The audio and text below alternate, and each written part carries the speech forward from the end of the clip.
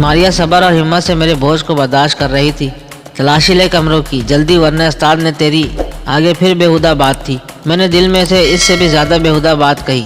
ان لوگوں نے کمروں کی تلاشی لینا شروع کر دی۔ ان کے انداز سے ظاہر تھا کہ وہ حالات پر مکمل قابو رکھتے تھے اور انہیں کسی کا خوف نہیں تھا۔ میں سوچ رہا تھا کہ حسن علی نے کیا چپ چاپ ان کی بات مان لی ہوگی۔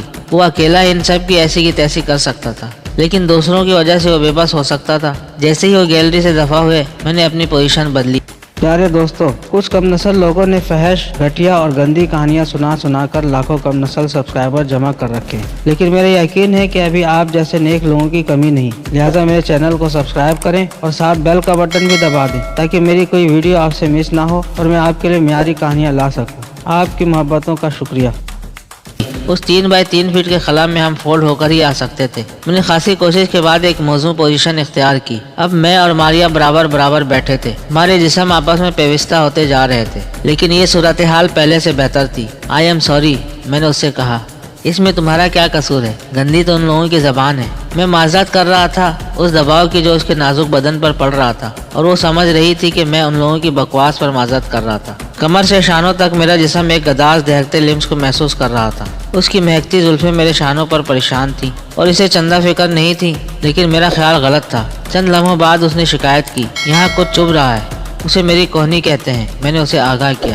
میں تمہاری نہیں دیوار کی بات کر رہی ہوں، شاید کیلیں نکلی ہوئی ہیں۔ کچھ ایسی ہی چیزیں اس طرف بھی ہیں، میں نے کہا، لہٰذا جگہ بدلنے کا کوئی فائدہ نہیں ہوگا۔ پلیز کچھ کرو، اس نے سرگوشی میں التجا کی۔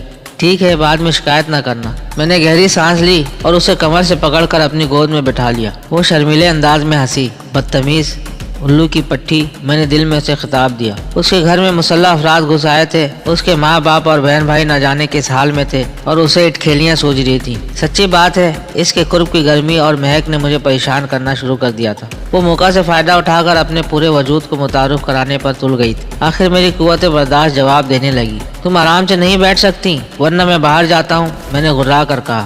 نہیں، وہ سہم کر مجھ سے لپٹ گئی۔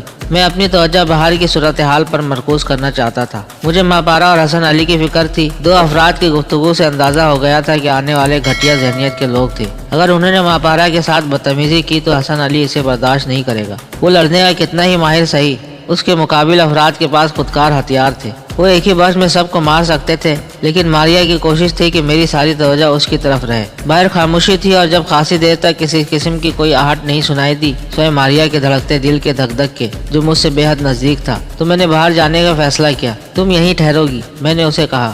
نہیں، میں بھی چلوں گی، اس نے فوراً کہا۔ میں جائزہ لینے جا رہا ہوں، اس کے لیے ایک آدمی بہت ہے۔ اگر میدان صاف ہوا تو میں تمہیں بھی بلا لوں گا۔ ٹھیک ہے، بات اس کی سمجھ میں آ گئی۔ میں نے پٹ کھولے اور اسے ایک طرف کرتے ہوئے جسم سکیڑ کر باہر نکل گیا۔ گیلری خالی تھی۔ ماریا نے پٹ اندر سے بند کر لیے۔ اس کے ساتھ ایک بند جگہ پر چند منٹ گزار کر میں پسینے میں شرابور ہو گیا تھا۔ میں نے پہلے اوپر جا کر دیکھا، لیکن اوپر کے سارے ہی کمرے خالی تھے۔ میں واپس آیا۔ اس جگہ ایل کی شکل میں 2 گیلریاں تھیں اور یہ متوازی تھیں۔ درمیان میں ایک چھوٹی سی راہداری انہیں ملاتی تھی۔ یہ تو واضح تھا کہ وہ لوگ بنگلے کے اگلے حصے میں جمع ہوں گے، لیکن کسی کونے خدرے میں موجودگی کے امکان کو نظر انداز نہیں کیا تھا، لہٰذا میں پوری طرح احتیاط سے کمروں میں دیکھتا پھر رہا تھا۔ سارے کمرے خالی تھے، ماں پارا اور حسن علی کے کمرے بھی۔ وہ میرے کمرے کے دائیں بائیں مقیم تھے۔ ماں پارا ایک کمرے میں معمولی سی ابتری نظر آئی۔ سائڈ ٹیبل پر رکھا پانی کا گلاس نیچے گرا ہوا تھا اور بستر کی چادر نصف نیچے لٹک رہی تھی۔ شاید ماں پارا کو بزور لے جایا گیا تھا۔ میں باہر نکلا ہی تھا کہ کسی نے میرے شانے پر ہاتھ رکھا اور میں بلہ گھماتے گھماتے رہ گیا۔ یہ ماریا تھی۔ میں نے بھنا کر خرگوشی کی۔ یہ کیا حماقت ہے، ابھی تمہارا سر ٹوٹ جاتا۔ مجھ سے وہاں بیٹھا نہیں گیا۔ مما ڈیڈی کا خیال مجھے پریشان کر رہا تھا، اس نے منمنا کر کہا۔ بڑی جلدی خیال آ گیا ان کا۔ میں نے طنز کیا تو وہ شرمندہ ہو گئی۔ ڈرائنگ روم تک جانے کا کوئی اور راستہ بھی ہے؟ ہم گھوم کر جائیں تو انہیں خبر بھی نہیں ہوگی۔ لان میں کوئی نہ کوئی ہوگا، میں نے تجویز مسترد کر دی۔ کوئی اور راستہ؟ ڈیڈی کی اسٹڈی سے ایک راستہ جاتا ہے، اور اسٹڈی تک کیوں کر جائیں؟ گیلریاں تو دونوں نظروں میں ہیں۔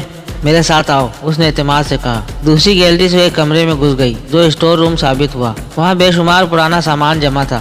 اسی الماری کے پیچھے ایک دروازہ اسٹڈی میں نکلتا ہے، اسے ہٹاؤ۔ میں ٹارزن نہیں ہوں۔ الماری خالی ہے، وہ ہنسی۔ اس کے نیچے پہیے بھی ہیں، آرام سے سرک جائے گی۔ اس کی بات درست ثابت ہوئی۔ بقیہ کہانی اگلے حصے میں ملاحظہ فرمائیں۔ اس ویڈیو کو لائک کریں، چینل کو سبسکرائب کریں اور ساتھ ساتھ گھنٹی کا بٹن بھی دبا دیں۔ آپ کے تعاون کا شکریہ۔